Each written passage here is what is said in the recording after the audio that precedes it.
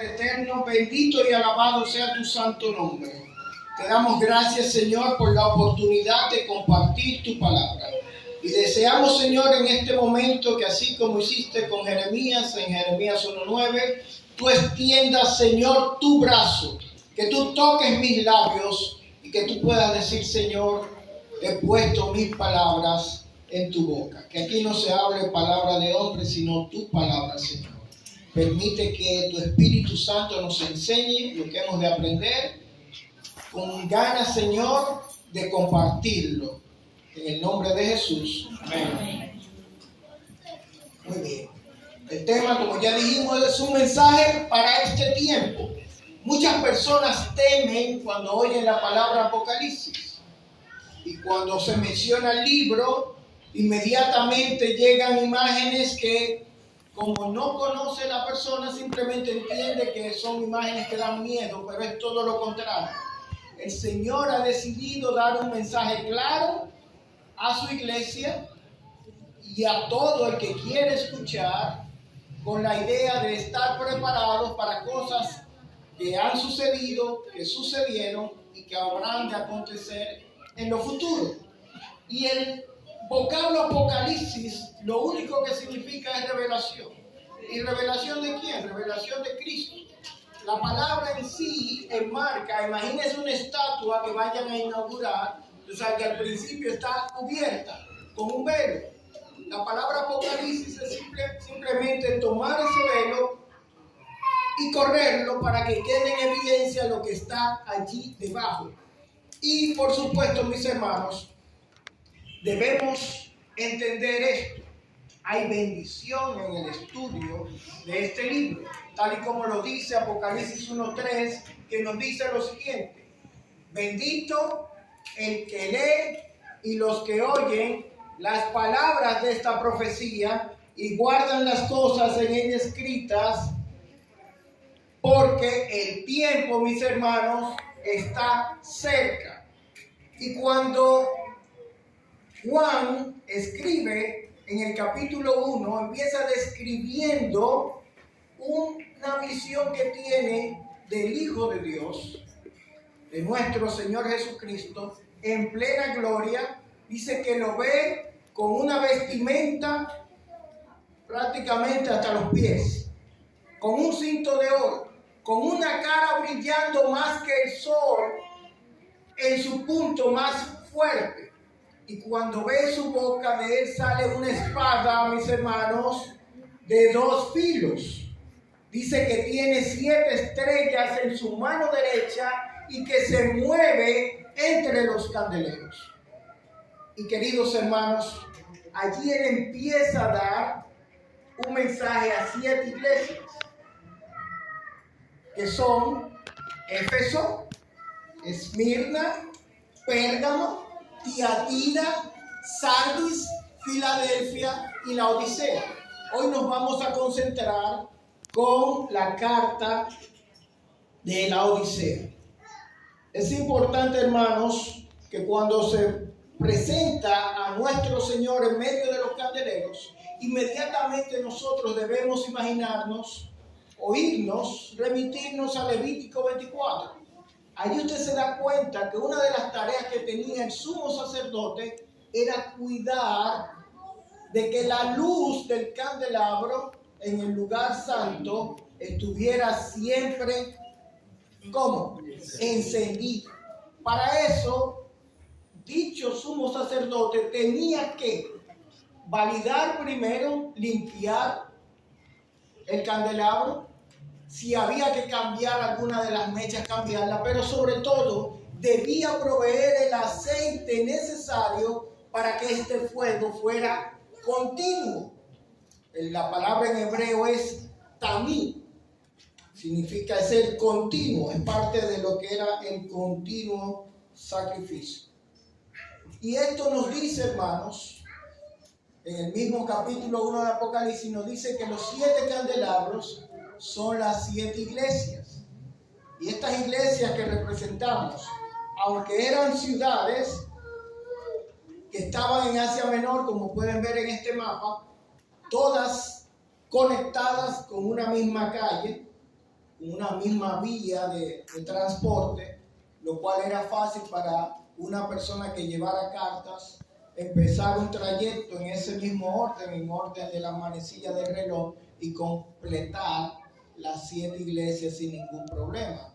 Cada una de estas iglesias, aunque existían en el momento, estas cartas representan el mensaje para ese momento, pero también para 7 tiempos de la iglesia. Y justamente la Odisea representa el tiempo desde 1840, vamos a ver, hasta la venida de nuestro Señor. Y vamos a ver cuál es el mensaje que trae la iglesia, el Señor a su iglesia de la Odisea. Como acabo de decir, son símbolos de 7 etapas. Ahí vemos las diferentes etapas, empezando con Éfeso, que es la iglesia apostólica hasta el año 100. Luego sigue Esmirna hasta el 313, Pérgamo hasta el 538 y así hasta llegar a la Odisea.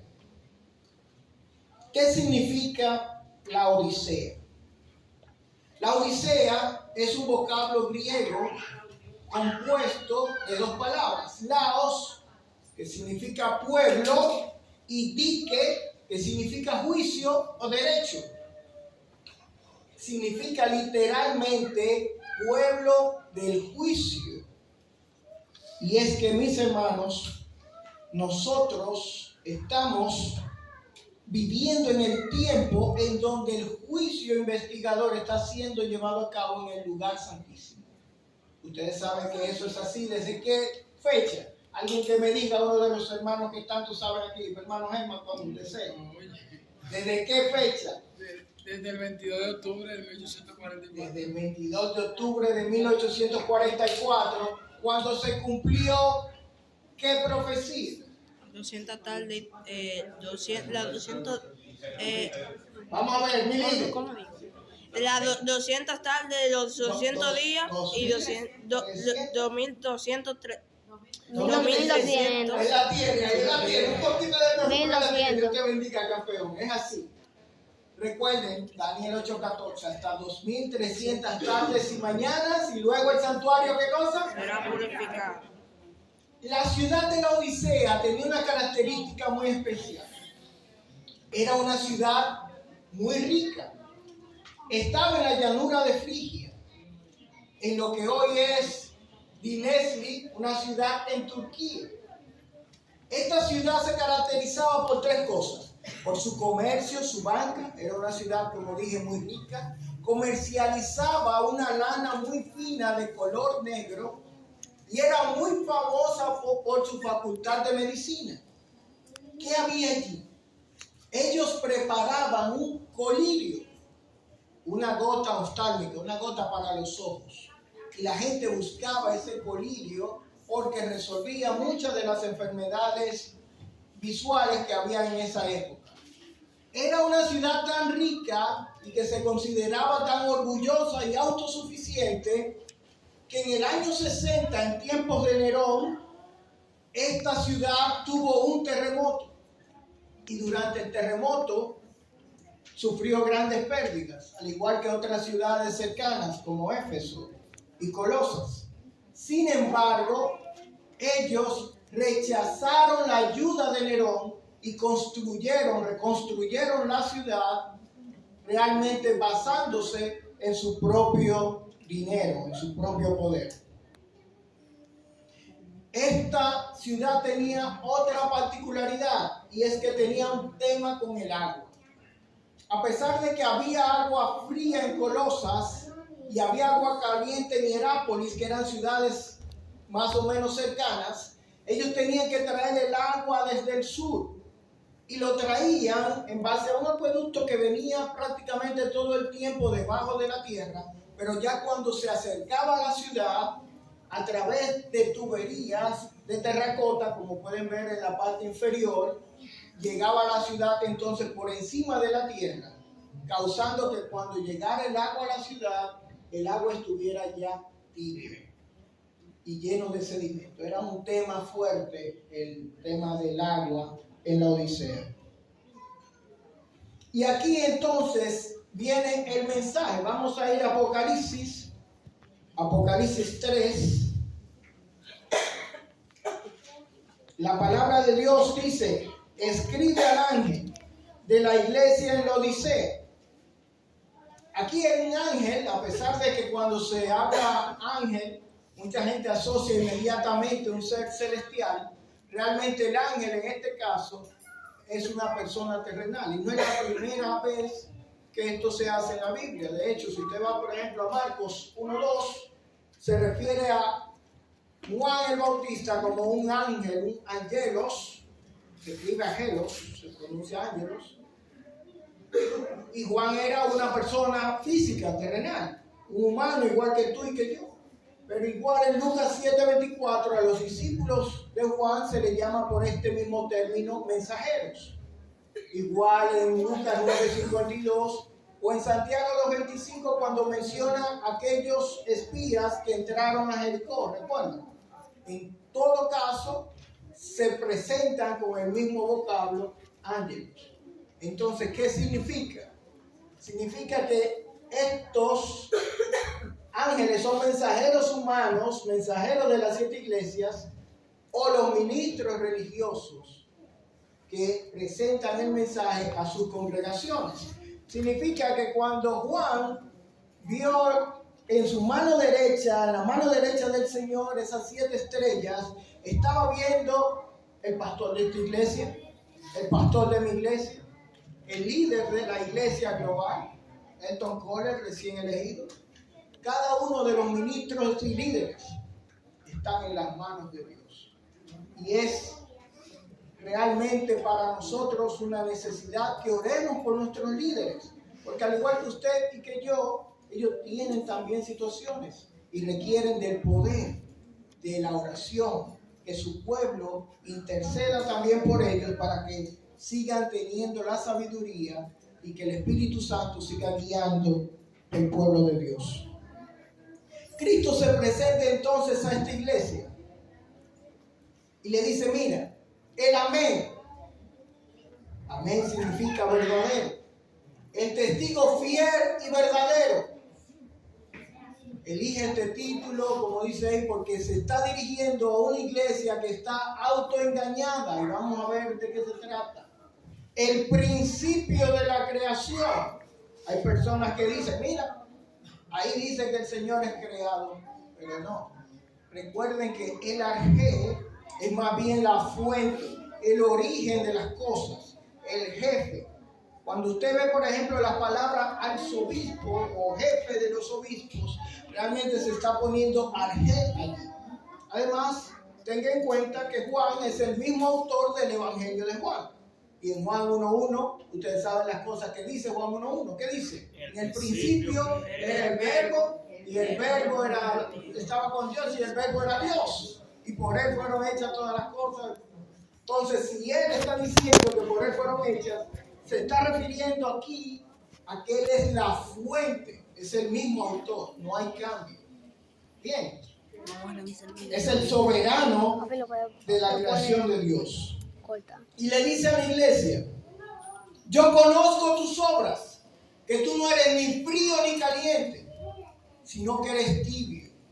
Ojalá tú fueras frío, porque cuando usted es frío, usted sabe que hay algo que no anda bien en usted. Y va a buscar ese calor, ese ser caliente. Pero cuando tú eres tibio, tú crees que tú estás bien, pero en realidad es un autoengaño, como estamos viendo. La Odisea, es la única iglesia que no tiene un halago por parte del Señor. Es una iglesia que se autopercibía rica, como vamos a ver más adelante. Dice la palabra, como se ve en la Odicense, dice, yo soy rico y me he enriquecido y de ninguna cosa yo tengo necesidad. Es la autopercepción, el autoengaño que tiene esta iglesia de la Odisea, que al igual que la ciudad que se consideraba rica, al punto de que negó la ayuda del gobierno de la época, pues así también está esta iglesia. Pero Cristo lo ve de manera diferente. Le dice, tú dices yo soy rico, me he enriquecido y de nada tengo necesidad, pero no sabes que eres desventurado, miserable, pobre, ciego y estás desnudo. Oh, mis hermanos, cuán engañoso es el corazón, como dice la palabra de Dios en Jeremías 17:9. En la realidad, pero el Señor está dándole un consejo.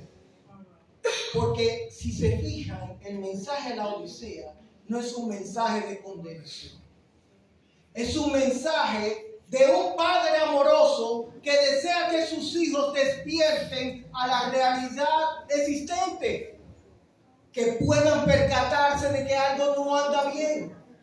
Y es un mensaje para que usted y yo, a partir de ahora, abramos nuestro corazón a Cristo de manera completa.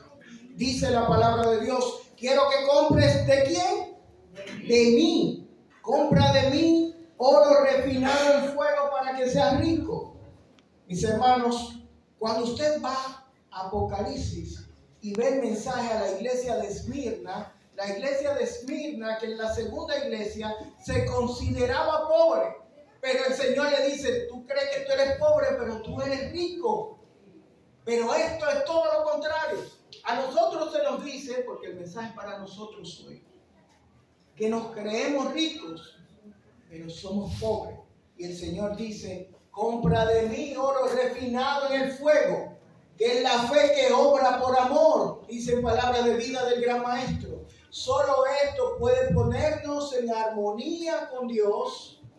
Podemos ser activos, podemos hacer mucha obra, pero sin amor, un amor tal como el que moraba en el corazón de Cristo, nunca podremos ser contados